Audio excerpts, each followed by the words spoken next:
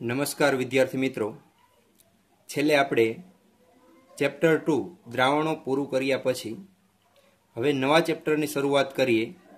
Chapter 3 વિદ્યુત રસાયણ અથવા તો ઇલેક્ટ્રોકેમિસ્ટ્રી. બરાબર.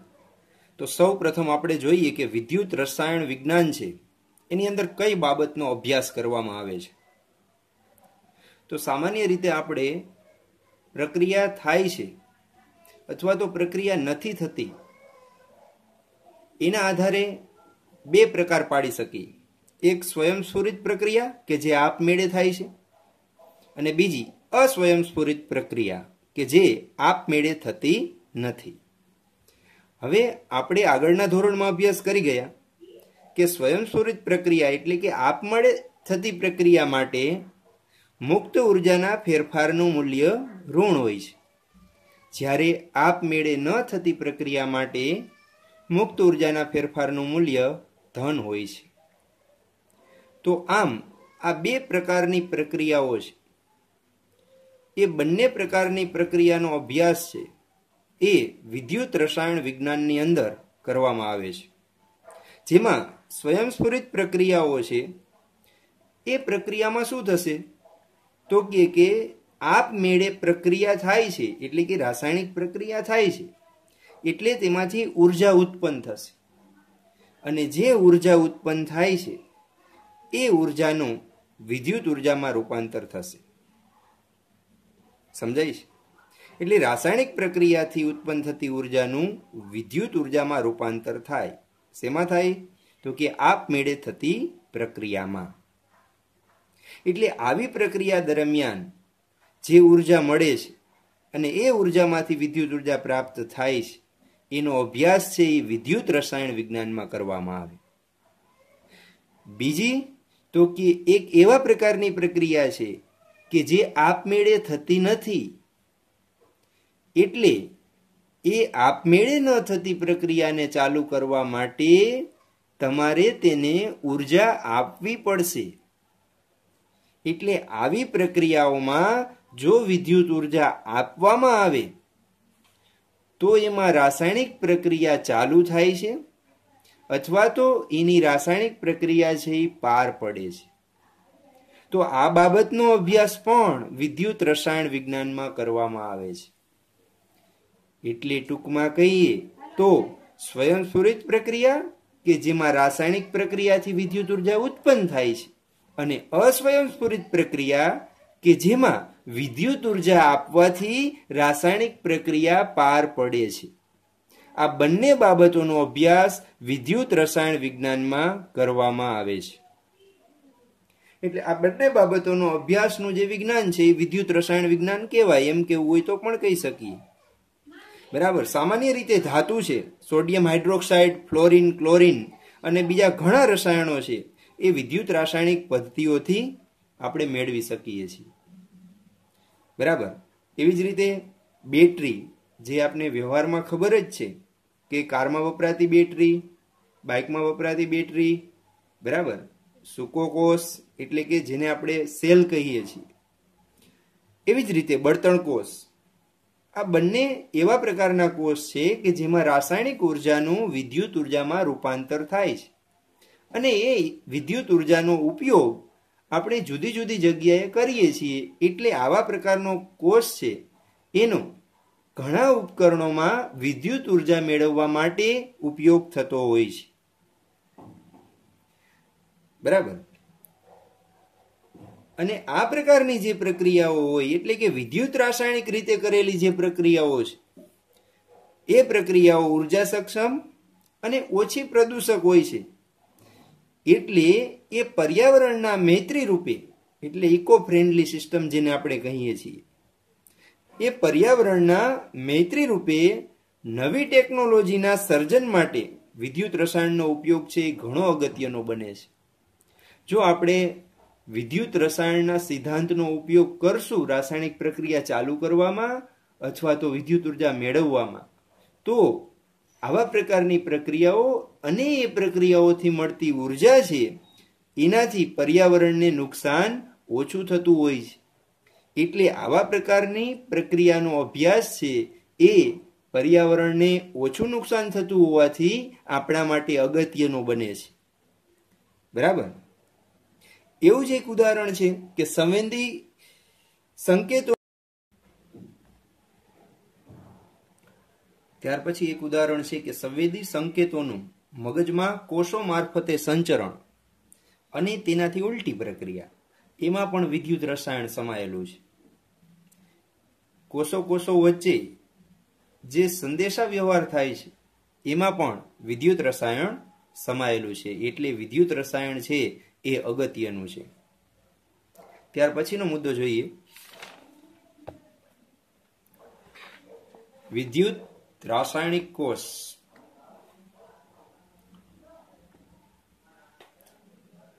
હવે વિદ્યુત રાસાયણિક કોષ એના વિશે આપણે ધોરણ 11 માં શીખી ગયા, ચેપ્ટર નંબર 8 માં. બરાબર ને? જેમાં હતું ડેનિયલ કોષ. બરાબર, જેને ગેલ્વેનિક કોષ અથવા વોલ્ટેઇક કોષ તરીકે પણ ઓળખી શકાય, અથવા તેને વિદ્યુત રાસાયણિક કોષ તરીકે પણ ઓળખી શકાય. બરાબર, જેની રચના છે એ આ પ્રમાણે હતી. ફરીથી આપણે યાદ કરીએ કે બે પાત્ર હતા, જેમાં એક પાત્રમાં ઝીંકની પટ્ટી ઝીંક સલ્ફેટના દ્રાવણમાં ડુબાડેલી હતી. બીજા પાત્રમાં કોપર સલ્ફેટના દ્રાવણમાં કોપરની પટ્ટી ડુબાડેલી હતી. આ બંને ધાતુની પટ્ટીને વિદ્યુત વાહક તારની મદદથી જોડેલી હતી. બરાબર. ત્યાર પછી બંને દ્રાવણને જોડવા માટે છાર સેતુનો ઉપયોગ કરેલો છે. સમજાયું? જેમાં ઝીંકની પટ્ટી છે એ એનોડ તરીકે ઓળખાય છે અને એને માઇનસ નિશાની વડે દર્શાવવામાં આવે છે. એ કેમ માઇનસ નિશાની વડે દર્શાવવામાં આવે છે એ આપણે આગળ અભ્યાસથી સમજશું. એવી જ રીતે કેથોડ છે એ કોપરની પટ્ટી છે અને તેને પ્લસની સંજ્ઞા વડે દર્શાવવામાં આવે છે. અહીં એરા દર્શાવેલા છે, જે દર્શાવે છે કે વિદ્યુતનું વહન એટલે ઇલેક્ટ્રોનનું વહન એનોડથી કેથોડ તરફ થાય છે અને વિદ્યુત પ્રવાહનું વહન છે એ કેથોડથી એનોડ તરફ થશે. બરાબર. તો આ છે એ ડેનિયલ કોષની રચના હતી કે ડેનિયલ કોષની રચનામાં આપણે બે પાત્ર લઈ બંને વિદ્યુત ધ્રુવોને જોડી દ્રાવણને છાર સેતુની મદદથી જોડી એટલે એક કોષ તૈયાર થયો હતો, જે ડેનિયલ કોષ અથવા તો વિદ્યુત રાસાયણિક કોષ કહેવાય. હવે આ જે વિદ્યુત રાસાયણિક કોષની અંદર આપણે પ્રક્રિયા પણ જોઈતી, તો એનો આપણે આગળ વિસ્તૃત અભ્યાસ કરીશું. પણ અત્યારે આપણે જોઈએ કે પ્રક્રિયામાં શું થતું હતું, તો કે ઝીંક છે,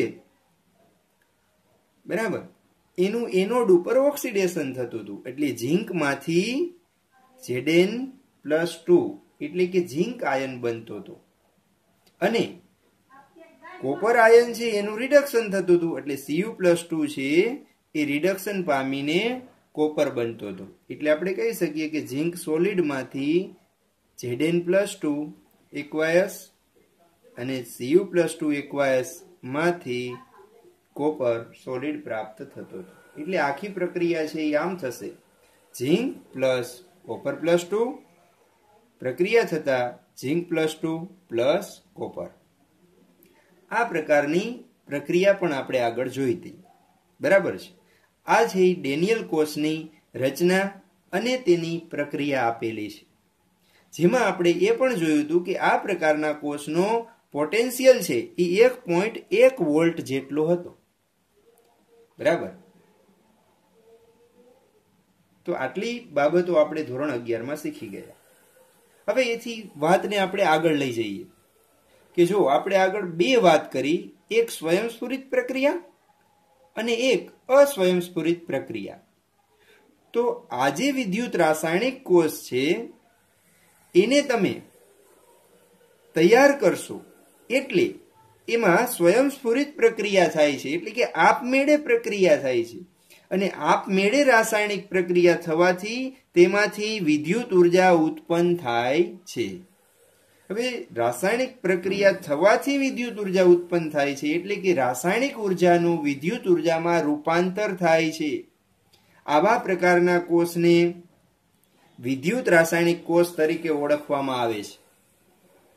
એટલે જેમાં રાસાયણિક ઉર્જાનું વિદ્યુત ઉર્જામાં રૂપાંતર થતું હોય તેને વિદ્યુત રાસાયણિક કોષ કહેવાય. અને આવા કોષમાં આપમેળે પ્રક્રિયા થાય છે. સમજાય છે? બરાબર. તો આપમેળે પ્રક્રિયા થવાથી એના કોષનો પોટેન્શિયલ 1.1 વોલ્ટ જેટલો પ્રાપ્ત થશે. અને આપમેળે પ્રક્રિયા થતા ઇલેક્ટ્રોનનું વહન એનોડ થી કેથોડ તરફ અને વિદ્યુત પ્રવાહનું વહન છે એ કેથોડ થી એનોડ તરફ થશે. હવે મારે આ વાતને આગળ લઈ જવી છે, તો હું એમ કહું કે જો બહારથી વધારે પોટેન્શિયલ આપવામાં આવે અથવા તો આ કોષના પોટેન્શિયલ કરતા ઓછો પોટેન્શિયલ આપવામાં આવે અથવા તો એના જેટલો જ પોટેન્શિયલ આપવામાં આવે તો શું થાય? તો ત્રણેય પરિસ્થિતિની આપણે ચર્ચા કરીએ. પહેલી પરિસ્થિતિની અંદર આપણે એમ કહીએ કે બાહ્ય પોટેન્શિયલ છે, બરાબર, એ 1.1 વોલ્ટ થી ઓછો આપીએ.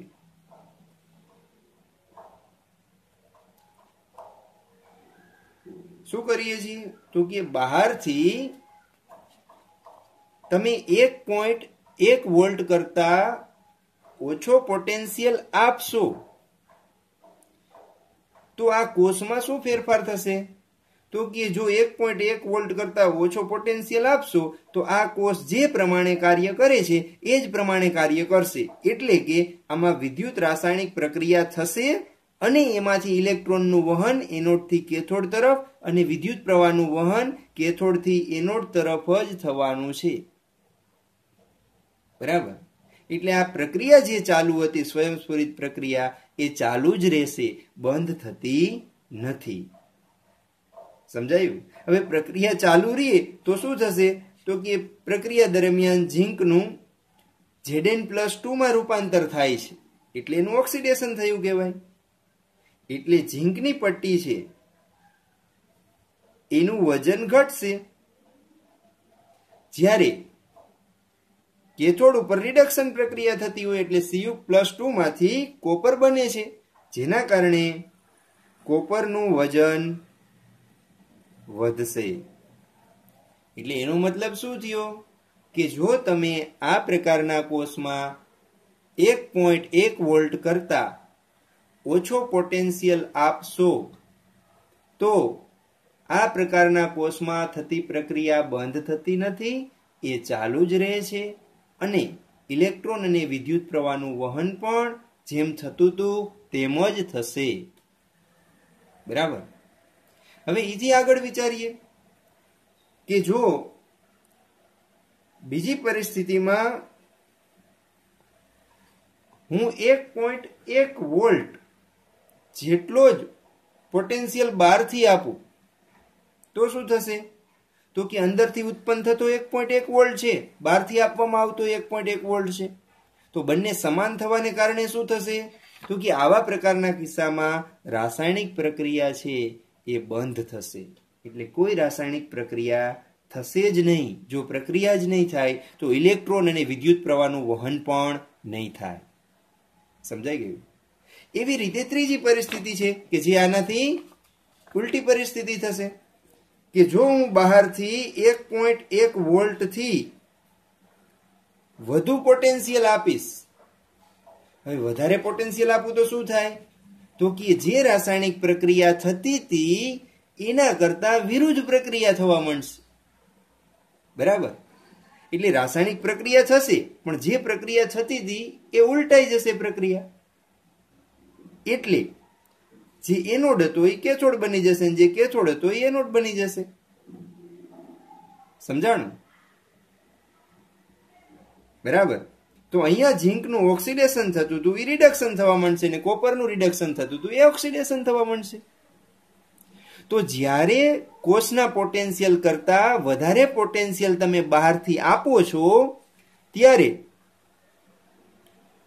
કોષ વિરુદ્ધ દિશામાં પ્રક્રિયા કરે છે, એટલે કે એની પ્રક્રિયાઓ ઉલટાઈ જાય છે. આવા પ્રકારનો કોષ જે બને છે એને વિદ્યુત વિભાજન કોષ કહેવાય, કે જેમાં આપણે વિદ્યુત ઉર્જા આપીને નવી પ્રક્રિયાઓ શરૂ કરી. જો આ પ્રક્રિયાઓ થતી નહોતી, ઉલટી પ્રક્રિયા આપમેળે નહોતી થતી, પણ તમે 1.1 વોલ્ટ કરતા વધારે વોલ્ટેજ આપ્યા ને તો પ્રક્રિયા છે એ ઉલટાઈ ગઈ, એટલે નવી પ્રક્રિયા ચાલુ થઈ. તમે વિદ્યુત ઉર્જા આપીને રાસાયણિક પ્રક્રિયા ચાલુ કરી, એટલે કે વિદ્યુત ઉર્જાનું રાસાયણિક ઉર્જામાં રૂપાંતર થયું. એ પ્રકારનો કોષ છે એ વિદ્યુત વિભાજનીય કોષ બને છે. સમજાણું? તો અહીં બે બાબત સમજવાની હતી કે વિદ્યુત રાસાયણિક કોષ એટલે એમાં આપમેળે પ્રક્રિયા થાય અને આપમેળે થતી પ્રક્રિયાથી વિદ્યુત ઉર્જા ઉત્પન્ન થાય, એટલે એ વિદ્યુત રાસાયણિક કોષ કહેવાય. જ્યારે અમુક કોષ એવા પ્રકારના છે કે જેમાં પ્રક્રિયા બંધ છે, એ ચાલુ નથી, તો તમારે એને ચાલુ કરવી હોય તો એનો જે પોટેન્શિયલ છે એના કરતા વધારે વોલ્ટેજ બહારથી આપવામાં આવે તો એ પ્રક્રિયા છે એ ચાલુ કરી શકાય અને વિદ્યુત ઉર્જા આપવાથી પ્રક્રિયા ચાલુ થાય, અથવા તો રાસાયણિક પ્રક્રિયા થતી હોય તેને વિદ્યુત વિભાજનીય કોષ કહેવાય. એટલે સ્વયંસ્ફુરિત પ્રક્રિયા થતી હશે એ વિદ્યુત રાસાયણિક કોષ, અને જે અસ્વયંસ્ફુરિત પ્રક્રિયાને આપણે ચાલુ કરશું વિદ્યુત ઉર્જા આપીને એ વિદ્યુત વિભાજનીય કોષ બને છે. જો આપણે ટેક્સ્ટમાં જોઈએ આકૃતિ, તો ત્રણેય પરિસ્થિતિ અહીંયા દર્શાવેલી છે. ત્રણેય પરિસ્થિતિની આપણે ચર્ચા પણ કરી ગયા કે જો અહીંયા 1.1 વોલ્ટ કરતા ઓછા વોલ્ટેજ આપવામાં આવે છે બહારથી, તો રાસાયણિક પ્રક્રિયા જેમ થતી હતી એમ જ થશે. પણ ફરક શું પડે છે? તો કે બહારથી વોલ્ટેજ આપશો એટલે આની અંદરથી મળતા કુલ વોલ્ટેજ છે એ થોડાક ઓછા મળશે, બાકી પ્રક્રિયા જે પ્રમાણે થતી હતી એ જ પ્રમાણે થશે. વિદ્યુત પ્રવાહ અને ઇલેક્ટ્રોનની દિશા પણ એ જ રહેવાની છે. બીજા કિસ્સામાં જો આપણે 1.1 વોલ્ટેજ આપશું તો શું થશે? તો કે અંદરથી ઉત્પન્ન 1.1 વોલ્ટ થાય છે,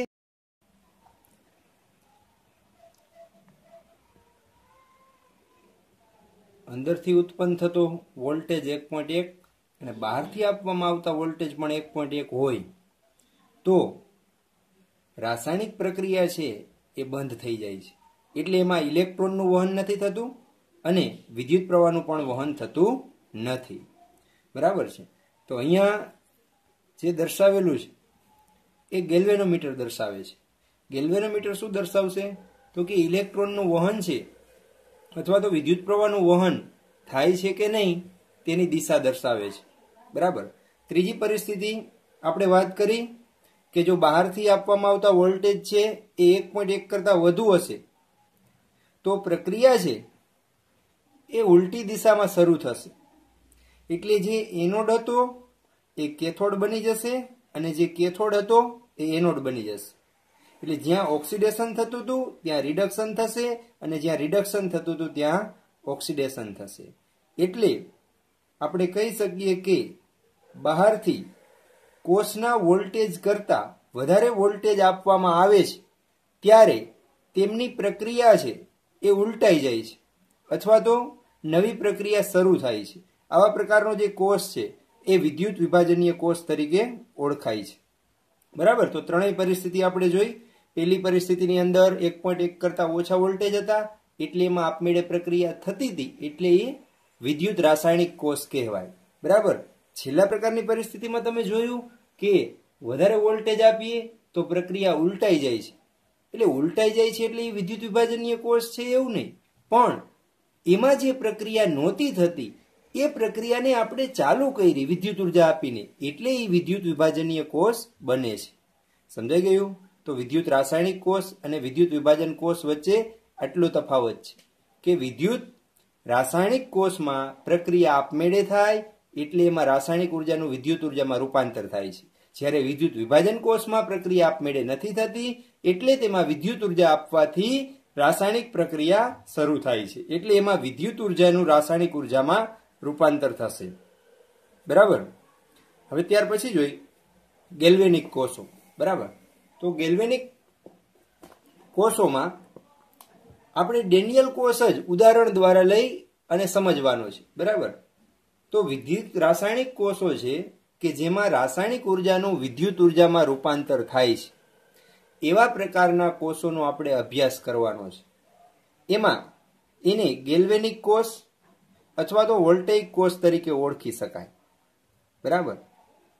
તો એમાં આપણે ડેનિયલ કોષનું જ ઉદાહરણ લઈ અને ગેલ્વેનિક કોષો વિશેની માહિતી મેળવીએ. બરાબર. તો સૌ પ્રથમ જોઈ ડેનિયલ કોષ અથવા ગેલ્વેનિક કોષ અથવા વોલ્ટેઇક કોષ અથવા વિદ્યુત રાસાયણિક કોષની રચના. બરાબર. તો આગળ આપણે સમજાવ્યું હતું, ફરીથી એ જ આકૃતિ દ્વારા સમજીએ કે અહીં બે પાત્ર લેવામાં આવેલા છે.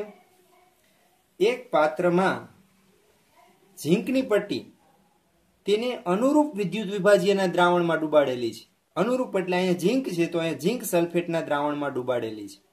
એવી જ રીતે બીજા પાત્રમાં કોપરની પટ્ટી તેને અનુરૂપ વિદ્યુત વિભાજ્યના દ્રાવણમાં ડૂબાડેલ છે. એટલે અહીંયા કોપર છે એટલે અહીંયા કોપર સલ્ફેટના દ્રાવણમાં ડૂબાડેલ છે.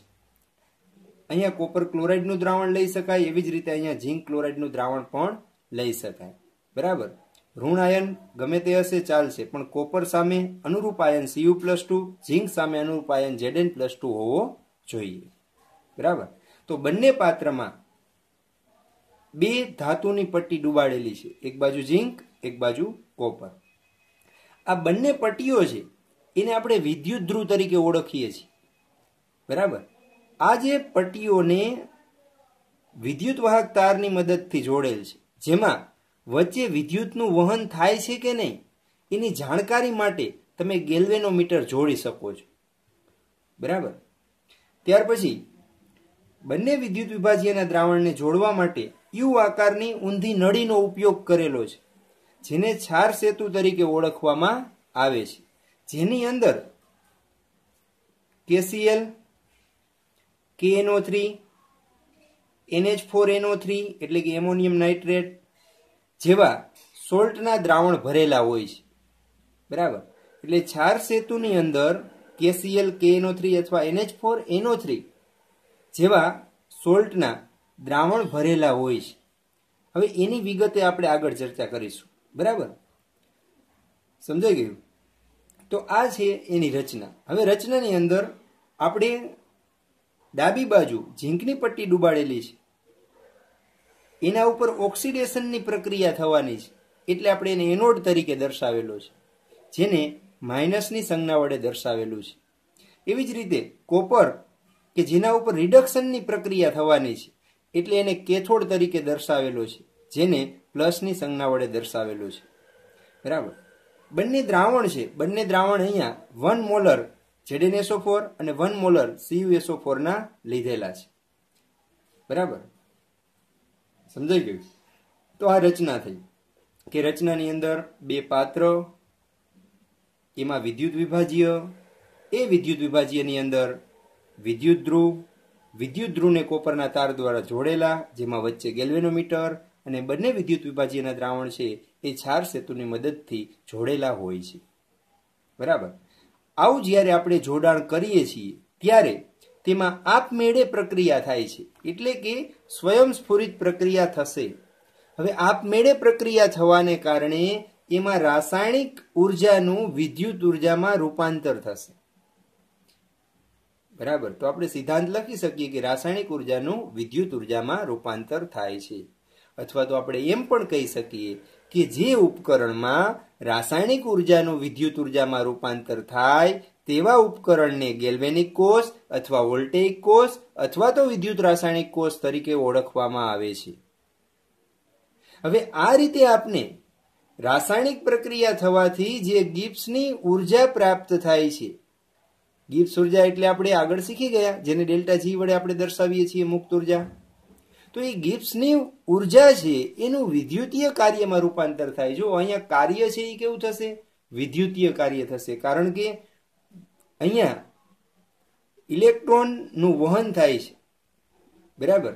એટલે વિદ્યુત રાસાયણિક કોષ હોવાને કારણે એમાં થતું કાર્ય છે એ વિદ્યુતીય કાર્ય થાય છે, બરાબર. તો ગિબ્સની ઉર્જાનું વિદ્યુતીય કાર્યમાં રૂપાંતર થશે. આગળ આપણે સૂત્ર પણ જોયું કે W વિદ્યુતીય બરાબર શું થાય? Minus delta G. એટલે જેટલો મુક્ત ઉર્જામાં ફેરફાર વધુ થાય એટલું વિદ્યુતીય કાર્ય વધુ થશે.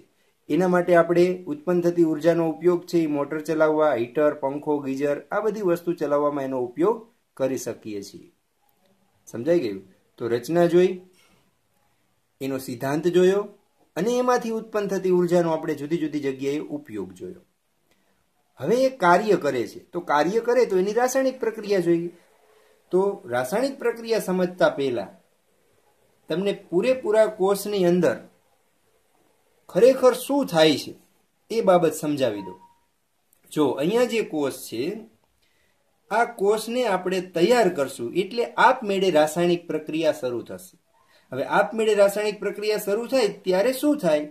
તો કે ત્યારે ઝીંક છે એમાંથી Zn+2 આયન બને છે જે દ્રાવણમાં જશે. હવે ઝીંકમાંથી Zn+2 બને તો 2 ઇલેક્ટ્રોન મુક્ત થાય. તો આ મુક્ત થયેલા ઇલેક્ટ્રોન છે એ ઉપરની દિશામાં ગતિ કરે છે. હવે આ ઇલેક્ટ્રોન ઝીંકના સળિયા મારફત કોપરના તારમાંથી પસાર થઈ કેથોડ પર પહોંચે છે. જો હવે અહીંયા કોપર ઉપર ઇલેક્ટ્રોન પહોંચે છે. એ ઇલેક્ટ્રોન કોપર ઉપરથી પસાર થઈ અને દ્રાવણમાં જવાના છે. પણ દ્રાવણમાં તો Cu+2 આયન છે જે ધન આયન છે. એ ધન આયનને આ ઇલેક્ટ્રોનની જરૂર છે એટલે એ ઇલેક્ટ્રોન મેળવશે અને કોપર બનશે જે કોપરની પટ્ટી ઉપર જમા થશે. સમજાણું? તો Zn માંથી Zn+2 બને એ દ્રાવણમાં જાય. ઇલેક્ટ્રોન છે એ ઝીંકની પટ્ટીથી વિદ્યુતવાહક તાર મારફત કેથોડ પર પહોંચે. કેથોડ પર દ્રાવણમાં રહેલા Cu+2 ઇલેક્ટ્રોન મેળવી લે એટલે એ રિડક્શન પામીને કોપર બને અને એ કોપર છે એ કોપરની પટ્ટી અથવા તો કેથોડ ઉપર જમા થાય છે. સમજાઈ ગયું? એટલે રાસાયણિક પ્રક્રિયા શું થઈ? તો કે એનોડ ઉપર કઈ રાસાયણિક પ્રક્રિયા થઈ અથવા તો ઝીંકની પટ્ટી ઉપર? તો કે ઝીંકમાંથી Zn+2 બન્યો અને 2 ઇલેક્ટ્રોન મુક્ત થયા. તો આપણે પેલા એનોડ પરની પ્રક્રિયા અથવા તો અહીંયા ઓક્સિડેશન થાય છે એટલે આપણે ઓક્સિડેશન અર્ધ પ્રક્રિયા છે એને પેલા લખીએ. તો શું થશે? ઝીંક હતો એમાંથી Zn+2 બને છે, દ્રાવણમાં જાય એટલે એક્વાયસ વધતા 2 ઇલેક્ટ્રોન. સમજાણું? બીજી પ્રક્રિયા સમજીએ. કેથોડ ઉપર શું થાય છે? તો કે કેથોડ ઉપર દ્રાવણમાં રહેલો Cu+2 આયન છે એ 2 ઇલેક્ટ્રોન મેળવે છે. તો આપણે પ્રક્રિયાને કેમ લખશું? કેથોડ ઉપરની રિડક્શન પ્રક્રિયાને. તો Cu+2 આયન હતો, 2 ઇલેક્ટ્રોન મેળવે છે અને કોપર બને છે જે કોપરની પટ્ટી ઉપર જમા થશે. સમજાણું? એટલે ઝીંક ઉપર ઓક્સિડેશનની પ્રક્રિયા થશે અને કોપર ઉપર રિડક્શનની પ્રક્રિયા થશે. એટલે આપણે એમ કહી શકીએ કે જ્યાં ઓક્સિડેશનની પ્રક્રિયા થાય એ એનોડ તરીકે વર્તે છે અને જ્યાં રિડક્શનની પ્રક્રિયા થાય એ કેથોડ તરીકે વર્તે છે.